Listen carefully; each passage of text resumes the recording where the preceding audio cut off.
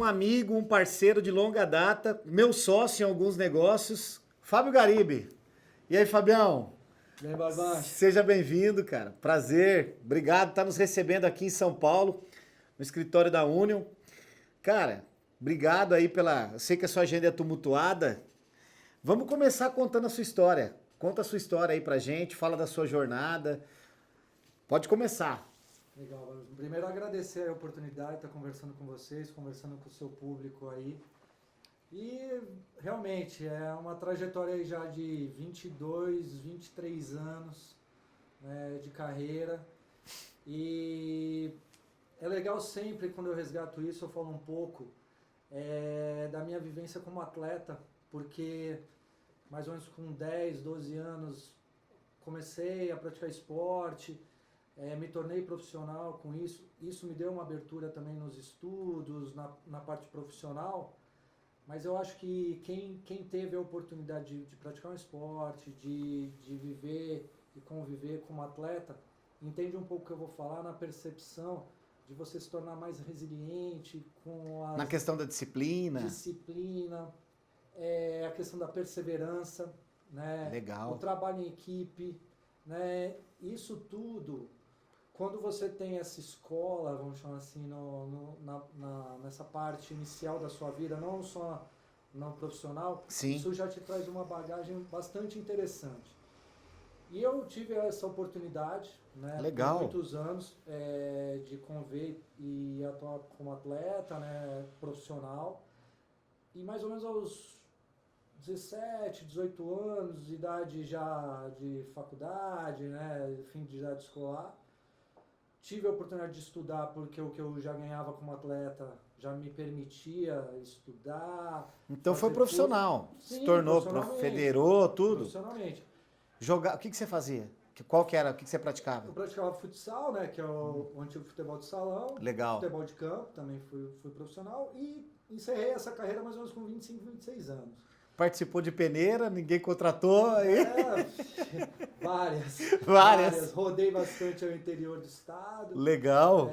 Rodei também São Paulo, Baixada Santista, né? Mas enfim, rodei bastante aí no esporte. Mas o mais gratificante é que pelo esporte eu consegui, né? Bolsa de estudo. Ah, legal. Abriram várias portas. Faculdades. E também num determinado momento, quando eu já tinha me formado, né, na minha primeira formação acadêmica, né, na área de TI, uma empresa que estava querendo investir nesse tipo de esporte, na região da Baixada Santista, começou a contratar alguns atletas. Olha que legal. Contratar alguns atletas, porque queria montar um time de primeira linha ali na região. E estava contratando os atletas através do alto de salário, porque treinar em alto nível, você treina praticamente 2 períodos.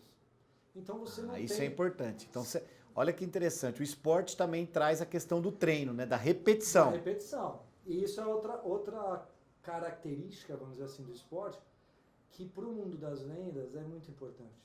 Legal. Você precisa treinar e repetir, muito. treinar e repetir.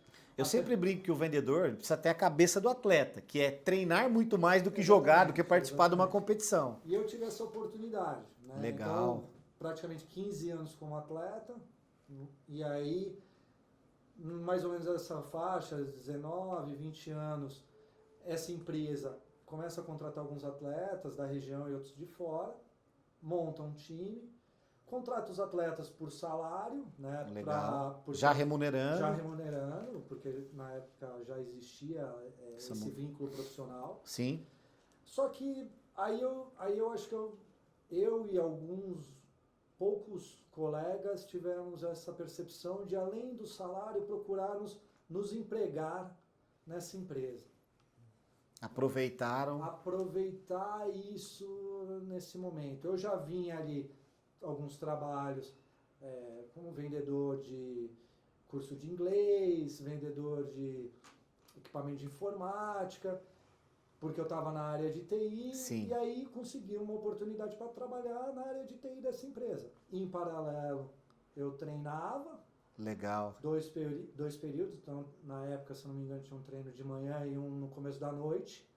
E no período vago você estava ali produzindo. Da empresa. Isso naquela época era muito comum, tinham empresas grandes como Usiminas, Cosipa, empresas que investiam muito no esporte e acabavam colocando, né, o profissional para, além de jogar, representar a instituição, né, trazia para dentro da empresa. Trazia para dentro da empresa para trabalhar numa área de conhecimento dele. Legal.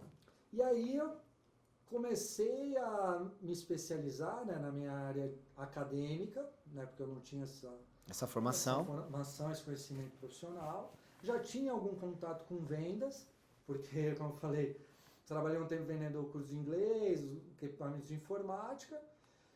E aí eu também já fui sentindo que eu estava conseguindo me desenvolver dentro da empresa e eu também já estava chegando numa idade que eu já estava tendo que optar entre permanecer numa carreira de atleta, que obviamente em algum momento eu ia ter que abdicar da carreira profissional, porque eu não conseguiria conciliar mais. Sim. Ou abdicar do profissional para o atleta.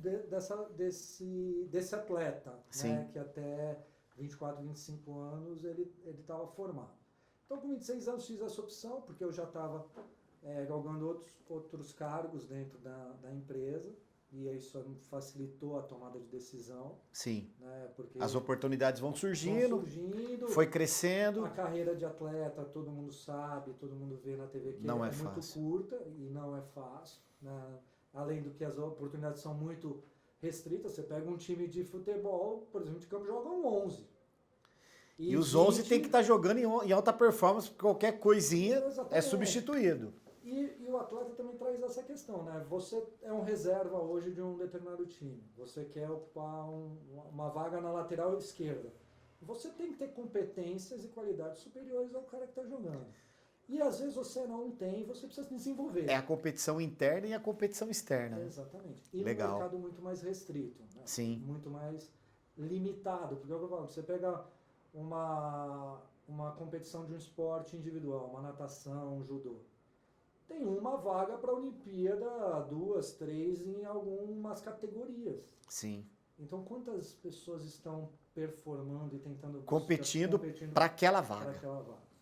Então, num determinado momento, me afastei do esporte, me afastei, literalmente encerrei esse ciclo e comecei a me especializar nessa carreira de executivo, me desenvolvendo profissionalmente, aí buscando conhecimento, corretor de seguros, né? Fui buscar conhecimento nessa área porque já desenvolvi uma corretora de seguros na região, para a mesma empresa que eu trabalhava na época. Fui fazer um MBA na Getúlio Vargas, participei de dezenas de cursos de vendas, lideranças, enfim, para a gente poder, obviamente, entregar algo melhor para a empresa que a gente representava. E esse é um ciclo que foi passando até eu chegar no ciclo atual, onde eu me vejo capaz de empreender, né? Legal. E aí termino esse ciclo na empresa que eu entrei lá como atleta, numa área de TI, né? Numa área de auxiliar de informática, para sair como diretor executivo, terminando um ciclo. E aí abri um novo ciclo, né? De empreender num segmento que eu me desenvolvi muito ao longo desses 22, 23 anos de carreira, né? Que é a área de assistência funeral. Fábio, como eu também, vendia plano funerário, né? A gente vai voltar um pouquinho a história para trás. Antes de você desenvolver essa carreira de corretor, chegar no MBA e tal, conta um pouquinho do plano funerário lá atrás, porque essa empresa também era uma grande empresa do segmento de assistência funeral da Baixada. Sim. Vocês tinham, né? Eu conheci o Fábio nessa época, e um ponto legal sempre no que a gente trocava de ideia, no benchmark que a gente fazia, você já estava olhando para frente nessa história do corretor, desse vínculo que tem a venda de assistência funeral com seguros. Sim. E tal, mas a essência do negócio, cara, quando você fez a sua primeira venda lá, ou quando você assumiu a primeira equipe, você lembra disso aí, cara? Porque isso, as coisas, o tempo vai passando, né, mas... Eu queria, porque é muito legal a história do atleta, e eu acho que alguns pontos para a gente colocar para o pessoal que assiste aí. A história do atleta, da disciplina, da perseverança, da competitividade, Tudo a isso que... resiliência e se adaptar à mudança, porque muda de clube, muda de treinador, Tudo que o vendedor chove, passa lá fora, sol. né? Tudo que o vendedor passa lá fora, quando você fala do atleta, você se assemelha realmente. Então, isso é legal. E aí, quando você começa a sua trajetória nas vendas lá nessa empresa, vendendo esse produto que trouxe eu e você até aqui, né? Que é bastante muito tempo, legal, né? É túnel do tempo, É né? isso aí. Mas é verdade, depois, passando esse ciclo da área de TI, eu sou Tomou a direcionado decisão. para a área comercial do grupo, Sim. né? E aí a gente começa a desenvolver esse trabalho efetivamente com o vendedor e ter proximidade com o produto de assistência funeral, como você colocou. Realmente naquela época, a assistência funeral a gente trabalhava com o vendedor, Porta a porta lá. Kombi, porta a porta, batendo palma, indo nos bairros. Muito vendedor. Muito vendedor, 20, 30, 50 vendedores. Legal. Uma venda prospectiva com preenchimento manual e uma venda de impacto, né? Porque Muito rápido. você tocava na campainha, batia palma, vinha uma cliente, você abordava, explicava os benefícios da assistência funeral. Isso nós estamos falando de 95, 2000, é a época que o plano tava... começou a realmente a se desenvolver dentro do país. E de lá para cá, a gente viu que esse comportamento do cliente, né, compra e também o comportamento do vendedor precisou ser transformado, adaptado. Legal. Né? E essa adaptação vai desde do formato da venda, né, que hoje, se a gente trouxer para o nosso momento, né, essa venda pelo meio eletrônico, internet, telefone, tudo diferente, né? WhatsApp, Facebook, Instagram, tudo que se construiu de lá para cá com a rede social, muitos vendedores daquela época não se adaptaram e nós sabemos disso. Sim. Ficaram para trás, encerraram suas carreiras ou foram vender outros produtos que continuam com uma modelagem parecida com aquela, mas hoje em dia as pessoas não aceitam. A gente vive, né, no dia a dia aí, construções de prédio, muito verticalizado, não tem mais acesso a essas pessoas trabalhando muito, então não recebe mais o vendedor. Esse é um ponto importante, né? Eu acho que o produto passou por uma transformação, o vendedor automaticamente teve que passar por uma transformação, mas o cliente também muda, muito. Como você falou, muito prédio, verticaliza, aquele contato e a geração também, ô Fábio, você acha que a geração não está acompanhando, o produto precisa acompanhar a geração, né? Sem dúvida. Porque a assistência funeral lá atrás era um produto que, para a geração passada, as pessoas queriam ouvir. Hoje, por mais que o assunto morte esteja na mesa, mas a abordagem é diferente, o vendedor precisa ser diferente. Eu também acho. Por isso que eu falo muito da resiliência.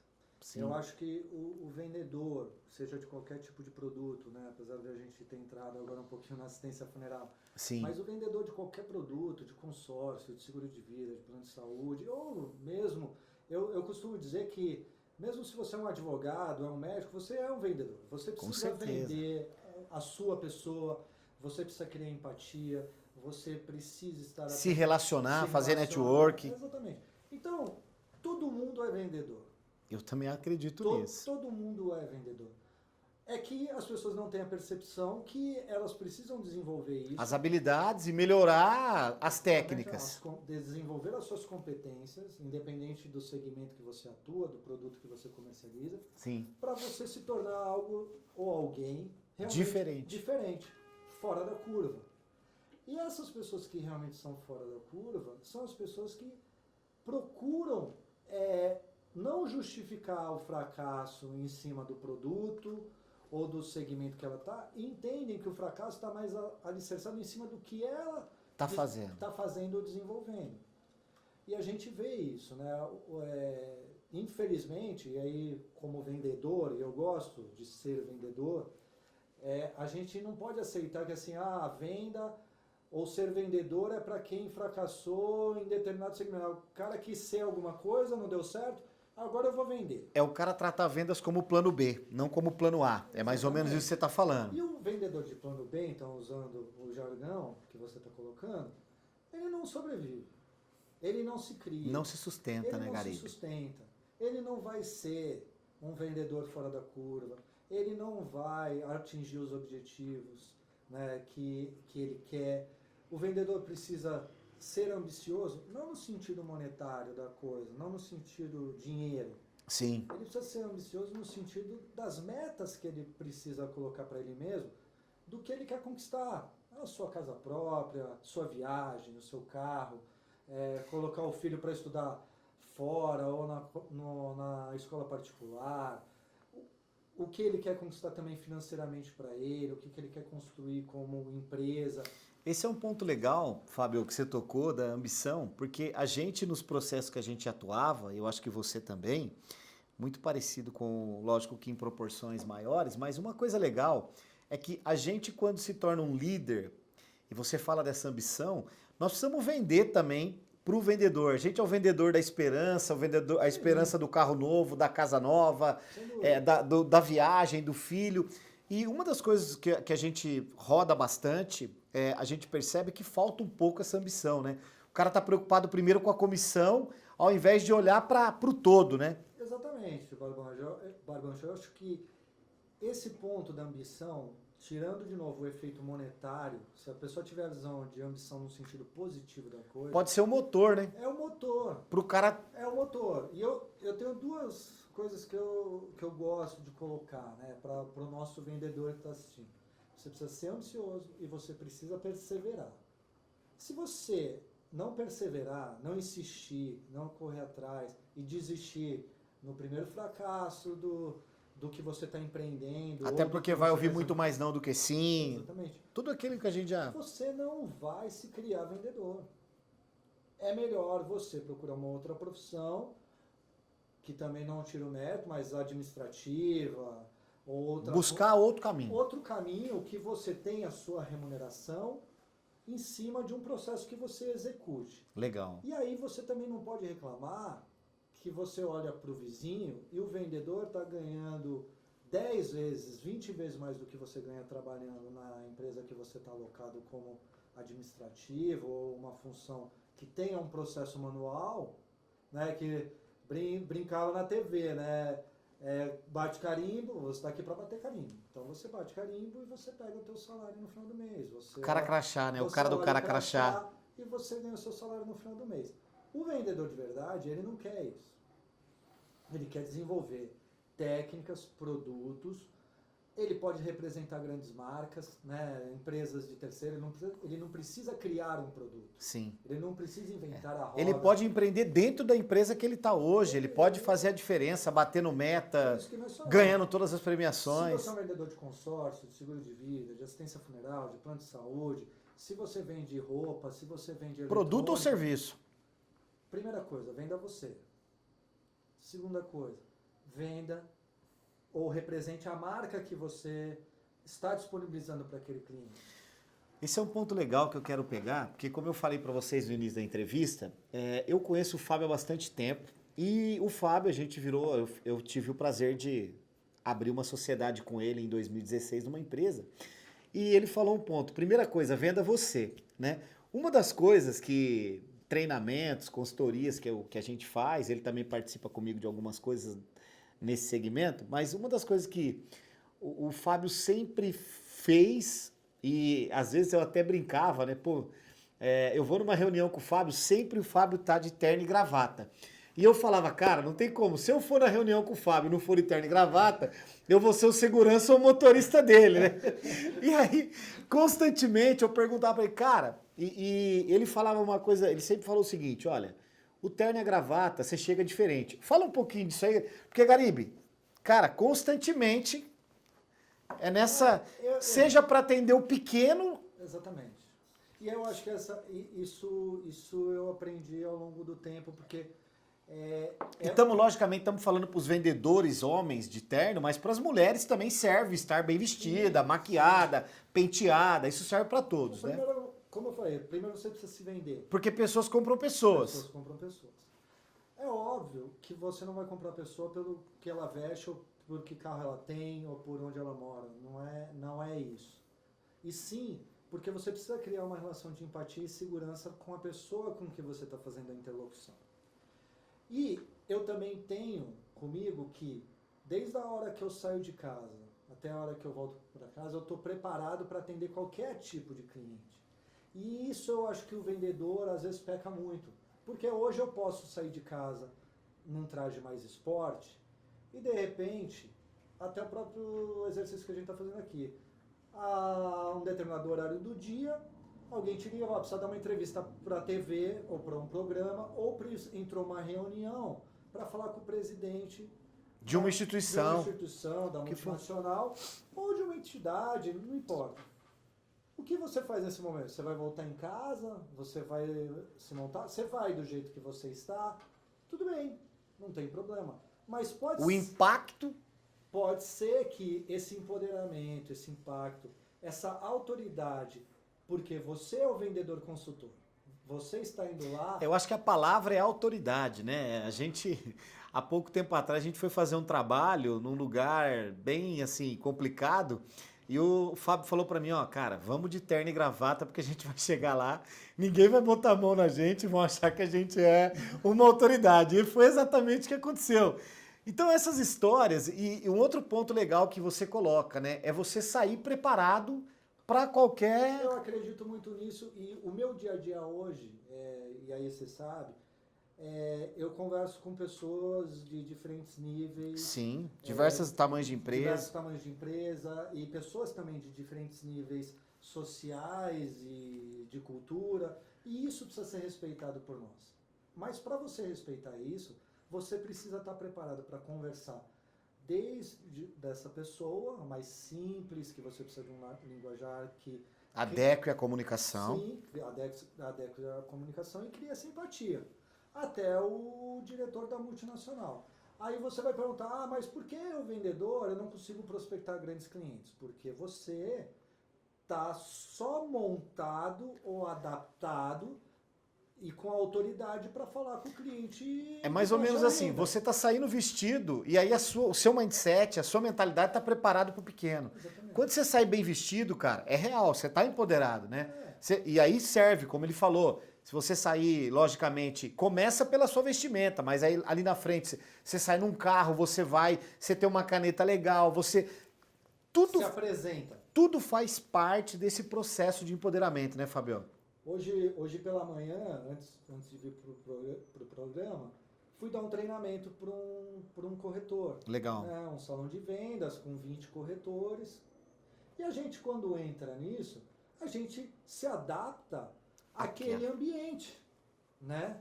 Até para gerar o rapport e a empatia o mais rápido. Né? Você é a autoridade naquele momento? Sim, você As pessoas geram uma expectativa que o cara vai vir aqui dar um treinamento, vai vir. Exatamente. Ele vai vir com uma apresentação adequada, com um linguajar adequado, mas ele vai estabelecer um nível de comunicação que aquele vendedor vai entender. Né? Isso é importante. Você, muitas das vezes, com o próprio vendedor, para dar um quebra-gelo, você vai fazer algumas brincadeiras, você vai criar ali um ambiente onde a pessoa se sinta para se aproximar mais à vontade. E isso acontece também com o cliente. Sim. Não adianta o cliente ficar congelado na sua frente, você, por exemplo, tentando vender um seguro de vida, ou um consórcio, um plano de saúde, e ele entender, porque você, de repente, tem a técnica, sim, mas ele não se sentir confortável com a sua pessoa. E aí não vai acontecer a negociação, né, Fábio? Não vai acontecer a negociação, não vai acontecer essa empatia, não vai criar uma confiança, né, que é uma relação importante quando a gente fala de venda. O rapport está intimamente ligado à confiança. Se o cliente confiar em você, a venda vai rodar. Então, assim, eu ouço muito, Barbancho, essa questão, né? Eu sou um vendedor que vendo a pessoa física. Dentro da minha carreira, você sabe, eu me especializei em trabalhar também a pessoa jurídica, que é outro momento da carreira onde a gente começa a ter uma percepção que, para você conversar com empresas, com entidades de classe, com pessoas jurídicas de N tamanho, pode ser a padaria da esquina e pode ser a multinacional. Sim. Você precisa criar qualidades e competências diferentes. Tem que subir o patamar, né? Porque senão... Mas para você subir o patamar, você precisa primeiro subir o seu patamar. Quando eu falo subir o patamar, é você olhar para cima, né? Isso, porque senão, como é que você, vendedor, vai chegar no próximo estágio? Quero comprar minha casa própria. Você estabeleceu a sua meta, seu novo É o estágio. Mas para você chegar lá... O que você vai ter que fazer? Para dentro você não vai fazer nada. Você vai chegar sozinho lá. Vai ter que mudar uma série de fatores. É isso que eu discuto muito hoje no mercado quando a gente está em consultoria com vendedores, está dando treinamento ou mesmo está com um cliente. Você quer chegar num próximo nível na sua empresa. Mas o que você vai fazer? Vai mudar? O mercado mudou e você chegou? Não é tão simples. Você precisa reconstruir o seu modelo de negócio. Eu, vendedor, olhando a minha pessoa, eu preciso me reconstruir todo dia. Camaleão, tem que se transformar para cada cliente, para cada visita. Eu não preciso, por exemplo, se eu sou vendedor, eu posso não saber nada de plano de saúde. Mas, se eu buscar o conhecimento, eu vou ter essas competências, eu vou conseguir ser um excelente vendedor de plano de saúde. Porque a parte técnica da venda, gerar uma empatia, comunicação, apresentação, autoridade, a negociação, o fechamento dessa venda. Isso eu já tenho para qualquer tipo de produto. Eu preciso conquistar... Quer dizer, a técnica eu já tenho, eu só preciso conhecer o produto e adequar essa técnica. Isso. E eu, vendedor, eu preciso entender isso, que eu preciso buscar essa competência. Legal. Eu sempre digo que, assim, o estado da minha incompetência, o estado do meu não saber, vou tratar dessa forma, o estado do meu não saber, não sei vender plano de saúde. O estado do meu não saber é momentâneo, desde que eu queira. Quer dizer, eu estou. Eu estou. Eu preciso... eu falo, eu estou... Eu não sei neste momento. Eu estou incompetente. Para Incompetência no sentido de falta de competência. Sim. Eu estou incompetente nesse momento. Não tenho as competências para fazer. Para tratar plano de saúde. Mas eu sou competente em vendas. Então, o que eu tenho que buscar nesse momento? Minha qualificação no plano de saúde, na operadora A, B ou C. Quero vender consórcio. Mesma coisa. Consórcio. Então, essas coisas não são barreira, desde que eu queira. Não pode ser muleta pro vendedor, né, Fabio? Mas é muleta. E na maioria das vezes a gente vê, A gente vê um vendedor que ele fica mudando de produto, porque assim, eu tentei vender assistência funerária, não consegui. O produto é ruim. Aí ele vai vender consórcio. Aí lá no consórcio ele roda... A mesma dificuldade. Mas porque o consórcio é complicado, porque a empresa A ou B. Aí ele vai vender plano de saúde. Porque o mercado todo mundo já tem. Então, sempre o problema está fora, não está dentro. Precisa olhar para dentro. Eu acho que, na verdade, o que falta pro brasileiro, de um modo geral, Bagunça, é olhar para dentro. Independente de onde ele está. Olhar para dentro e entender que quando você olha para dentro, você vai ter que se transformar, né, Fabio? Seja em qualquer carreira. Eu sou médico, eu sou advogado, eu sou engenheiro, eu sou eletricista. Então tá bom. Olha para dentro. Legal. Primeiro você resolve o seu eu, depois, lá fora, eu tenho certeza que você vai conseguir desenvolver um mercado para o seu segmento, para a sua área de atuação. Ô Fábio, uma das coisas que a gente faz no canal, cara, é falar de resultados. E eu conheço você há bastante tempo já, sei dos resultados, né, em tudo que você faz, mas especificamente eu queria que você compartilhasse, porque você consegue fazer um negócio que é muito legal. Conta pra nós, cara, como que em 18 meses você consegue pegar uma empresa do zero, e aí focado em vendas, colocar 55 mil vidas aí em 18 meses, cara. Como que você conseguiu fazer? Porque o grande ponto do vendedor, e o que todo mundo está buscando hoje, é escala, né? O mercado digital, essa transformação, ela tá provocando a escala. E nós, na nossa carreira lá atrás, quando a gente falava do plano funeral, a gente entende que hoje essa dificuldade para escalar, porque o crescimento orgânico ele tem um tempo e ele tem um custo, é oneroso. E demanda também muito mais gente envolvida, uma série de fatores. Mas, especificamente, falando dessa sua última... Vamos falar de... Porque o resultado é o que eu sempre falo pro pessoal aí que está acompanhando no canal. Por diversas vezes, cara, a ideia do canal é trazer gente que está fazendo algo diferente e que realmente é de verdade. Porque a gente vê um monte de coisa na internet que é muito distante da realidade, talvez do vendedor que me acompanha, ou até da minha realidade mesmo. Então, quando eu peço para você compartilhar, e todo mundo que grava comigo eu peço, cara, conta um pouquinho do que você fez, de como que você imaginou, e o que realmente hoje, como um hábito ou como algo que você repete, que faz o negócio escalar, cara. A venda massificada, que é o que a gente está tratando. Vendedor da massa, isso aí. Mas assim, para eu me tornar um vendedor de massificados... Que só um ponto. Massificado serve para assistência funeral, plano de saúde, seguro de vida em grupo, tudo. Odonto. Não, Legal. Roupa, quero vender roupa Quero em larga massificar. escala, uniforme. Legal. Você pode escalar qualquer coisa. Ótimo. Né? É importante também quem assiste o canal perceber que assim, cara, você pode escalar qualquer coisa. Bom, Produto ou serviço. produto ou serviço. Só que para isso você precisa conquistar ou ir buscar as competências para você realmente criar algo que proporcione ao cliente diferencial, né? Diferencial do mercado.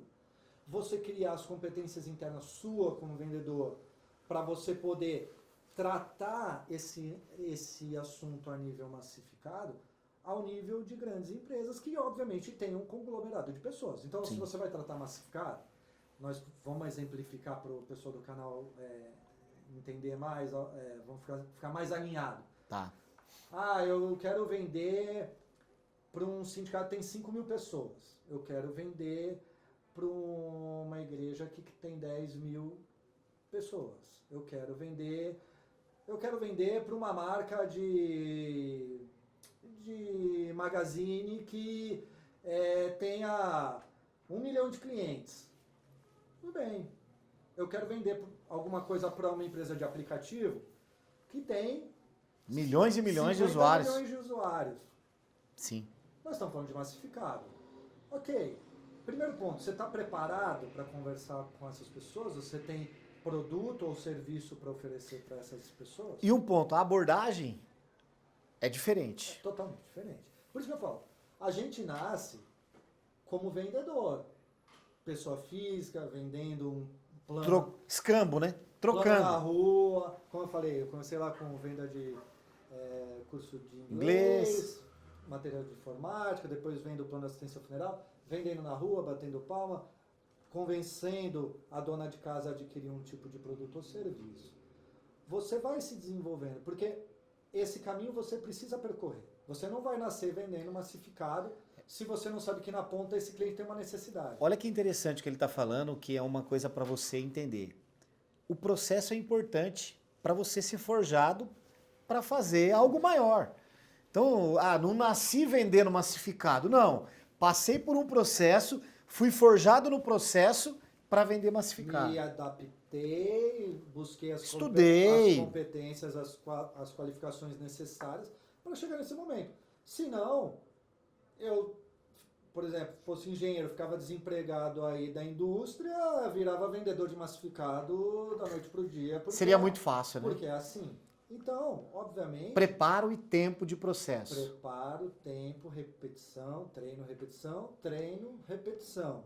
Sensacional. Né? E resiliência, por quê? Porque Sensacional. nessa hora a gente vai ver, Barbão, acho que você já colocou, temos muitos nãos para superar, né? E aí você precisa, obviamente, ir tratando cada não desse. Às vezes você perde a venda, eu perco a venda, porque o cliente não quis fechar o negócio comigo e fechou com outro colega vendedor. E eu tenho que entender nesse momento o que eu preciso fazer para melhorar. Legal. Um ponto legal também que o Fábio, que aí eu acho que é uma dica para você. Fábio, a questão emocional numa venda massificada, porque o processo é mais lento. Né? Não, a negociação é uma negociação mais longa, mais trabalhada. Então, ela precisa, obviamente, você está... O follow-up precisa ser mais contínuo e preciso. Mais preciso. Você, às vezes, vai ter que estabelecer essa negociação com várias pessoas dentro da organização que você está negociando. Ao longo da negociação, você vai conversar com várias pessoas. Você começou com a área de compras ou com o RH da empresa, agora você vai precisar tratar o assunto com o diretor. Dependendo do nível da empresa, vão te posicionar para falar, então nós vamos marcar uma reunião com o empresário, ou com o dono da empresa, ou com o presidente, e você vai ter que escalar todos esses degraus para chegar na venda. Por que eu estou falando isso? Porque na maioria das vezes eu vejo uma ansiedade no vendedor, Fábio, de querer um negócio assim, ó, rápido, a venda tem que acontecer rápida. E no massificado, a gente precisa entender que não é assim. E um outro ponto legal, que eu também, acompanhando o Fábio aí, percebo, o Fábio é o cara do planejamento. Inclusive, nesses anos que a gente tem em sociedade, é o cara que mais me ensinou sobre planejamento, tanto na empresa como pessoal, inclusive nas questões de planejamento financeiro, porque essa é uma pressão que o vendedor sofre constantemente, né, Fábio? Primeiro no planejamento do que ele vai fazer, das etapas que ele precisa cumprir, que esse é um ponto importante, inclusive uma das coisas que a gente aplica na nossa consultoria é método, para o cara ter começo, meio e fim. E o outro ponto, eu queria que você abordasse um pouco a questão do planejamento, a importância do planejamento para o processo, seja ele tanto para o negócio, como na questão financeira, cara. Porque, assim, honestamente, como eu estou falando aqui, sem rasgar seda, o Fábio me ensinou muito sobre planejamento financeiro. E isso mudou completamente o meu resultado pessoal e automaticamente muda o meu resultado como profissional. Porque se eu não estou pressionado financeiramente, eu vou ter mais tempo, eu vou conseguir mudar a forma de abordar, eu vou conseguir trabalhar a prospecção e os processos que a venda demandam da maneira adequada. Então eu queria que você falasse um pouquinho disso, cara. Dá um pouco de aula para eles, porque para mim você já tem bastante. Não, trabalhei muito, né, na minha carreira na área de planejamento, como você disse, mas eu penso que, acho que o ponto crítico entre um vendedor ser realmente um vendedor de sucesso ou uma empresa realmente ela ter sucesso, passa pelo planejamento. E aí não é um planejamento de boca, é um planejamento verdadeiro. Você, pessoa física, vendedor, advogado, engenheiro, você precisa ter o seu planejamento pessoal. Né? E é disso que você... Eu demorei bastante tempo, viu, para fazer isso. Se eu tivesse... e aí vale uma dica para você. Eu demorei, vamos falar assim, 2017, estamos agora em 2020. Se eu tivesse aprendido essa questão do planejamento pessoal antes, hoje eu estaria completamente diferente. Mas não é tarde. Nunca é tarde. Não. O planejamento pessoal, ele deve ser adquirido a qualquer momento da sua carreira. O que a gente está tratando aqui é que o vendedor, né, que é o foco, a pauta do canal e da nossa conversa. O vendedor que tem um planejamento pessoal, um planejamento profissional adequado, ele não fica exatamente preso à questão que você colocou, pressão. Pressão todos os dias, financeira, psicológica, porque eu preciso vender, porque eu preciso pagar a luz, porque eu preciso pagar o cartão de crédito, a prestação do crédito, carro atrasado, a escola do meu filho. Então, eu preciso primeiro olhar para dentro e revisitar esse planejamento pessoal, né? Quais são os gastos que realmente eu preciso adequar para o meu dia a dia, para que eu possa executar a minha profissão de uma forma mais tranquila e dar o tempo. E usar essa energia, Fábio, porque às vezes a energia está sendo utilizada... Totalmente. A pressão, o vendedor tem que botar pressão, ele tem que estar motivado, ele tem que estar entusiasmado, mas para vender, né? Não para ficar com aquele... Isso. Então, assim, esse planejamento torna o vendedor o quê? Mais seguro, mais centrado, para sentar numa reunião e negociar com esse cliente ou com essa empresa, e entender o tempo desse cliente, o tempo dessa empresa, que não é o tempo dele. Completamente diferente. Então, assim, o meu tempo, agora, vestindo a camisa, vendedor pressionado, o meu tempo é ontem. E aí eu sempre vou estar pedindo para o cliente, por favor, pelo amor de Deus, resolver o meu problema. Eu preciso receber a comissão porque eu preciso pagar isso ou aquilo. Muitos vendedores se perdem por causa disso. Essa pressão é extremamente insatisfatória e desgastante. E digo para você, reflete no cliente ou na empresa que ele está negociando. A pessoa do outro lado percebe isso. Tá sentindo que o cara tá pressionado. Tá pressionado, que ele precisa fechar a venda logo por uma questão... Isso é uma coisa engraçada, né, Fábio? A gente vai em reuniões, às vezes, né, dos nossos negócios, e como a gente consegue perceber, né? E tem duas palavras, né, Barbosa? Vamos separar. Saber fazer o fechamento de uma venda é uma coisa e pressionar o cliente é outra. Então, assim... Pressão é uma coisa, técnica de fechamento é outra. Conduzir para o fechamento, para o cara fechar, é ser agressivo com técnica, com habilidade. Eu concordo que nós não devemos deixar o cliente solto. Pensar muito, ter que marcar o próximo Eu encontro. tenho que procurar usar as técnicas de fechamento, Sim. colocar as técnicas na mesa e conduzir o cliente para fechar o negócio, porque senão vem outro colega meu E vai. fecha. Pressão é um negócio diferente. E o cliente percebe ou a empresa percebe. Quando o cliente ou a empresa perceber que você a está pressionando, Acabou, né? ela vai se afastar. Vai travar, né, galera? Telefone, você liga, o cliente não atende mais. E qual vendedor já não ligou para o cliente não atendeu mais? Qual empresa? Já ligou, não atendeu mais. E quando ele não te atendeu, tem um colega teu, vendedor, que agora ele está no circuito. E que não está pressionado. E se ele conduzir da forma correta, no tempo, que seja adequado para as duas partes, porque isso é negociável. Sim. Eu tenho que estar toda hora negociando com o meu cliente, ele precisa de mais 15 dias para pensar, e eu posso dizer para ele que eu tenho mais 5 dias, porque o produto, esse preço é promocional. Tempo de maturação, uma série? Enfim, essa promoção vai até determinado dia, essa condição de carência vai até determinado dia, então eu tenho técnicas, e eu tenho como também negociar isso com o cliente, para que fique bom para Ambas as partes. Quando eu vou na pressão, eu quero resolver o meu problema. E não só o do cliente. A gente tem que entender, eu sempre falo também, que o vendedor que vende, que vale mais, é o que resolve o problema. Mas não o dele primeiro, ele tem que resolver o problema do cliente, né, Fabio? É a venda consultiva. É isso aí. Enquanto o vendedor não entender que eu quero ser vendedor, eu sou vendedor, mas eu sou o vendedor consultor. Eu faço uma venda consultiva. Solucionador de problema. Exatamente. Primeiro, entender o que o cliente precisa. É o plano de saúde? É um seguro-saúde? É um seguro de vida? É um consórcio? É um consórcio? É uma assistência funeral? Essa venda eu preciso estabelecer. Agora, eu vou lá, ofereço um plano de saúde. O cliente, legal, plano de saúde, eu já tenho, mas posso te ouvir.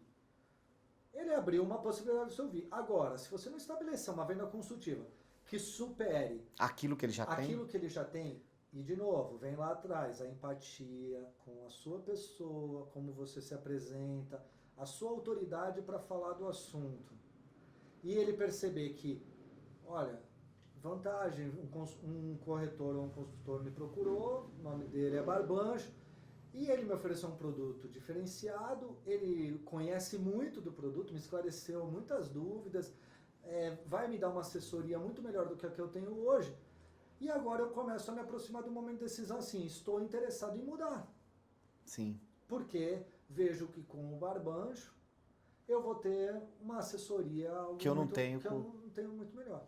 E aí, nós estamos falando de fazer uma venda de R$250 de um plano de saúde, fazer a venda de R$1 milhão de um plano de saúde para uma grande empresa.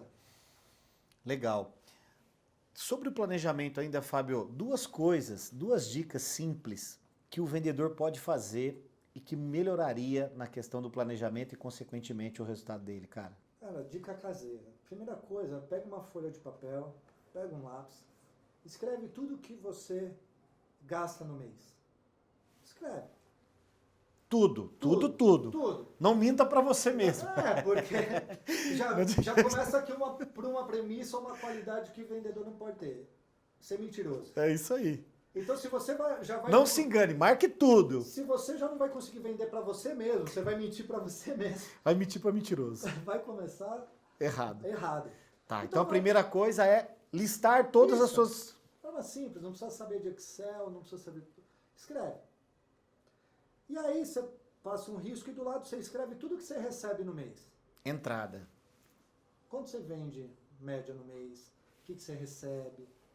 Daquela corretora eu recebo tanto, desse produto eu recebo tanto. Faz uma média aí dos últimos 3, 4, 5 meses do que você vem ganhando. E dá uma olhada nessas duas linhas. Nessas duas linhas. Lá na linha do total. Lá na linha do total. Você está gastando mais do que você vem ganhando? Precisa vender mais. Precisa vender mais. Só tem duas opções. Ou vende mais ou gastar menos. Para você não ser pressionado, eu faria o exercício de revisitar a linha dos gastos e tentar acomodar algumas coisas ali. Alterar alguma coisa. Conversar com a sua família, gente, podemos diminuir um pouco aqui? Apaga a luz. Vamos, exato. Cartão de crédito. Educação dentro de casa. O que estamos comprando no cartão de crédito? O consumo de energia, de água, de roupa. Coisa simples e básica, hein, gente? Exatamente. Nada do outro mundo. Vamos lá. Nenhuma ferramenta... Mirabolante, simples. Não, Fábio, eu olhei aqui, eu não estou gastando mais do que eu ganho. Tá, mas o que você gasta hoje representa mais de 60% do que você ganha? 70%? 80%? Por quê? Porque a margem de erro aí do seu gasto vai ficar muito pequena se você me falar assim, Fábio, o que eu ganho, eu gasto. Ou o que eu ganho, 80% eu gasto. Esses 20% pode ser uma margem muito pequena, porque no mês que vem você precisa gastar alguma coisa a mais com remédio, com roupa, com material de escola. O mercado muda, vem pandemia, vem, quer dizer, pode... E, por exemplo, toda vez que a gente faz um planejamento, e aí parece sofisticado, mas não é, todo planejamento tem uma margem de erro considerável ali naquele orçamento para você poder ter uma margem assim, se eu gastar R$1.000 a mais de cimento na obra, pegando um exemplo de construção, eu tenho margem. Sim. Eu não vou ficar pressionado. Não vou parar a obra por causa dos R$1.000 de cimento. Não vou parar a obra por causa dos R$1.000. Se naquele mês entrou R$500 a menos de comissão, eu consigo seguir com o meu fluxo familiar porque não estava já comprometido. Sim. E essa tomada de decisão é importante, porque é o que a gente falou da pressão. Eu tenho tempo para criar num ambiente fora de pressão ideias mais criativas. Testar ideias. Participar de treinamentos aí na internet, treinamentos presenciais que no momento, obviamente, não estamos fazendo. Revisitar outras competências. Porque assim, você pressionado, você não para treinar. Você só quer. Você entra num automático, um ciclo vicioso ruim, né, Fábio? Eu só preciso... Não, eu tenho que sair de manhã e eu tenho que visitar 500 clientes e eu preciso sair com a venda. Se eu não sair com a venda, complicou para mim. Nem volto para casa. Porque meu boleto vai chegar. Nem volto para casa. Então, infelizmente, você, mas o brasileiro é assim. Não, então...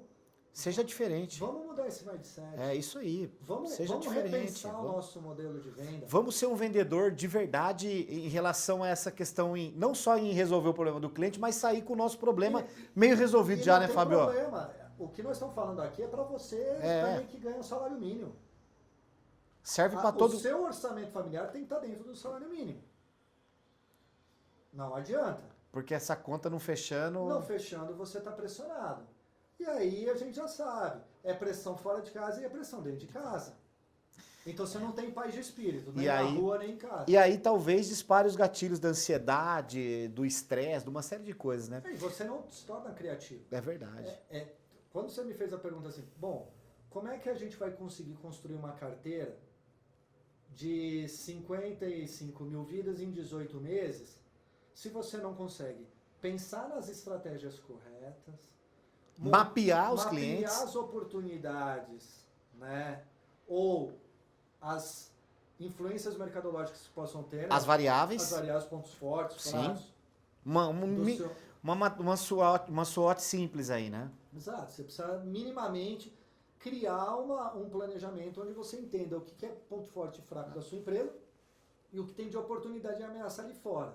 Só que se eu acordar todo dia pensando no boleto do cartão de crédito... Com a pilha de boleto, né? O telefone tocando porque está atrasado. A fatura do carro que está financiado ou disso ou aquilo, de novo, você precisa mudar um pouco esse mindset. Essa dica serve para você que ganha salário mínimo ou serve para o cara ganhar R$100.000 por mês. Ô, pessoal, é muito interessante. Eu vou compartilhar com vocês uma história que aconteceu comigo e, de novo, voltando aí, até agradecer o Fábio, porque... Quando eu tomei a decisão mais importante da minha vida, de sair de uma empresa em que eu atuava, sair da minha zona de conforto, eu não tinha um planejamento financeiro na época. E eu sofri 1 ano e meio, cara. 1 ano e meio eu sofri porque eu não tinha um planejamento financeiro. E é exatamente o que você falou da questão da criatividade. Eu trabalhava Eu chegava no escritório para vender treinamento aberto 9 da manhã, ia embora 9 da noite, cansado pra caramba, não tinha produzido. Sim. Por quê? Porque não tinha a criatividade, sempre pressionado, limite de banco, cartão de crédito. Quando eu aprendi isso e comecei a mudar, isso foi um processo, um ano. Aí depois, para você recuperar, um ano e meio. Hoje, eu vou falar para vocês que, graças a Deus e ao meu trabalho e a essa possibilidade de aprendizado, por isso que eu sempre falo, modele os bons, né? O Fábio é um cara que eu modelo, é um cara que eu tenho a honra de conviver com ele na sociedade, na amizade e nos trabalhos que a gente desenvolve junto. Mas assim, eu sempre modelei e apliquei o que eu via que ele fazia. Adequava a minha realidade, porque as realidades podem ser diferentes, todos nós somos, mas isso mudou completamente, cara. Então, por isso que eu estou insistindo nisso, porque... Você também trouxe um termo, Barbante, que a gente trabalha muito no mercado, e a gente também como vendedor modela muita gente, mas assim, o que a gente vê é que grande parte dos vendedores não quer modelar ninguém. Não quer buscar uma referência para... Não quer modelar. Ele fala assim, não, eu faço isso, eu sou desse jeito, eu sou bom nisso. Síndrome de Gabrielão. E eu não preciso modelar aquele outro vendedor. E aí eu faço uma pergunta, você vendedor que está assistindo, você trabalha num salão lá, nós trabalhamos aqui com você num salão lá com 50 vendedores, né? Nós vendemos consórcio. Aí dentro desse salão, nós temos os vendedores que batem meta, e nós temos os vendedores... A pirâmide. E nós temos vendedores que não batem meta. E aí eu te pergunto, você está no mesmo ambiente, na mesma cadeira, usa o mesmo telefone, o mesmo computador, você vende o mesmo produto. Você, por exemplo, recebe os mesmos leads que são captados na internet. Tudo bem? A empresa te fornece o mesmo carro, o mesmo material de apresentação do produto, tudo a mesma coisa. Aí você me responde, por que uns batem meta e por que outros não batem meta? Onde está o problema? É no produto? É na cadeira? É na empresa, é no telefone? É na empresa? É no telefone? Onde está a variável? Qual é a variável? Pessoa. A variável é a pessoa. É o cara, é o vendedor. Não existe outra variável. A variável é a pessoa. Então eu sempre digo, dando condições iguais, todos, condições de ambiente iguais, condições de produtos iguais, o que difere o vendedor de sucesso ou o vendedor de fracasso é o vendedor.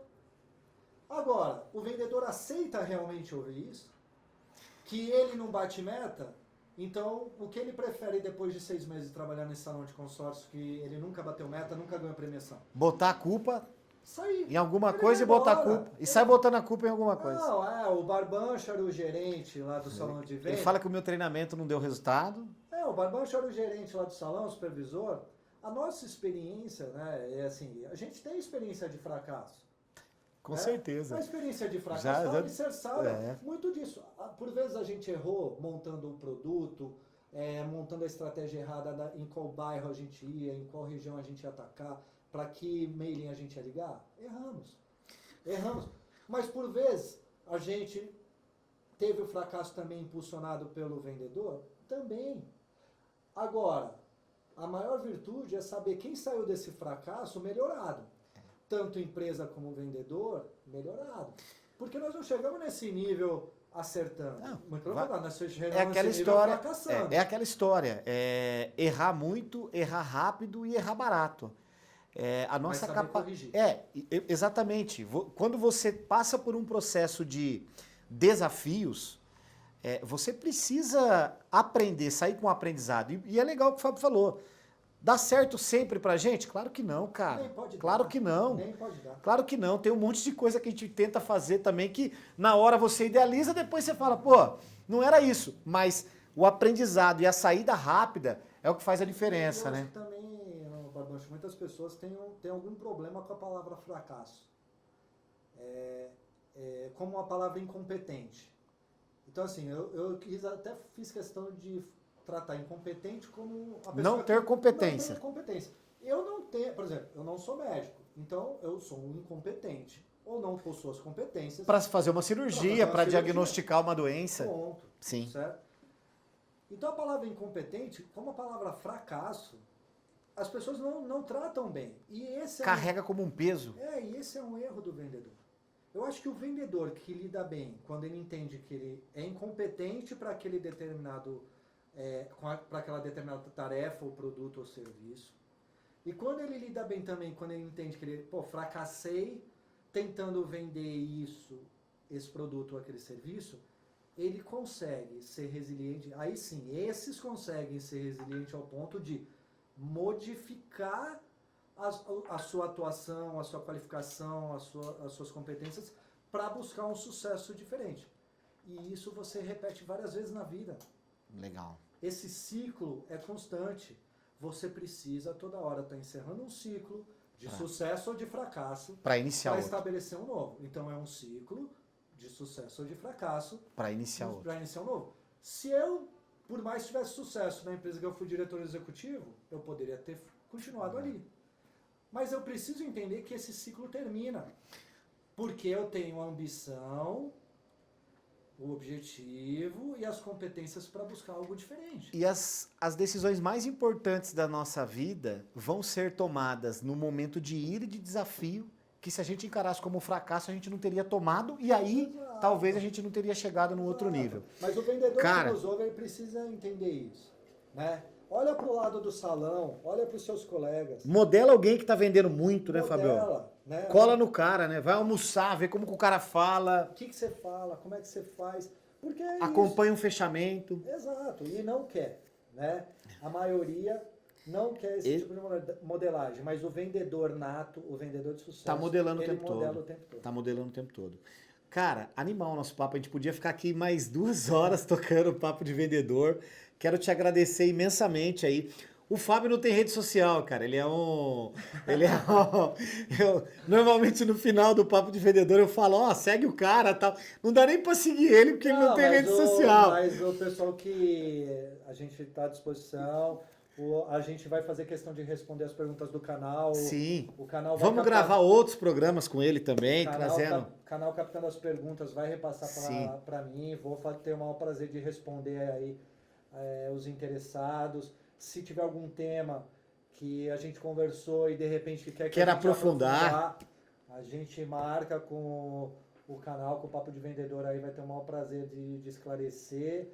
E o tema é muito amplo, é como você falou, a gente pode rodar uma tarde inteira aqui falando das nossas experiências de sucesso, de fracasso, o que deu certo, o que deu errado, e procurar melhorar. Eu acho que é isso que a gente tem que fazer, eu como pessoa, o Barbancho, vocês que estão assistindo o canal, nós temos que melhorar todos os dias. Legal. Gente, deixa uma mensagem pro vendedor para a gente poder finalizar. Fábio. Gente, assim, como vendedor, e vocês estão assistindo o canal como vendedor, né, o canal Papo de Vendedor, cara, coloque objetivo, crie uma meta, tenha uma ambição, e aí persiga isso, seja persistente, persiga, não desista no primeiro não desista no primeiro fracasso, persista. Então, persistência e ambição são importantes. Talvez sejam pilares fundamentais para qualquer vendedor de sucesso. Valeu, Fabião. Esse é o Papo de Vendedor. No próximo episódio, com mais um vendedor ou uma vendedora fera aqui no canal. Siga a gente, se inscreva, compartilhe, porque aqui vai ter conteúdo de vendas de verdade. Até o próximo episódio. Obrigado, Fabio. Valeu.